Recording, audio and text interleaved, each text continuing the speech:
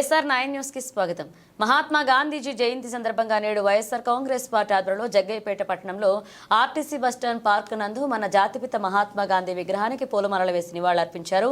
Municipal vice chairman Firoz Khan, municipal councillor Vattem Manohar, Vijayawada Kanakadurga అమ్మవారి దేవస్థాన director Namburi Ravi ఈ సందర్భంగా నాయకులు మాట్లాడుతూ గత తప్పిదాల నుంచి పాఠాలు నేర్చుకుని ఉజ్వల భవిష్యత్ కోసం పాటుపడేందుకే మహాత్మా గాంధీని స్ఫూర్తిగా తీసుకుందాం. అహింస, సత్యాగ్రహం అనే ఆయుధాలతో స్వాతంత్ర సంగ్రామాన్ని ముందుకు నడిపించిన జాతిపిత మహాత్మా గాంధీ అని ఈ సందర్భంగా ఆ మహనీయుడికి ఘననివాళులు.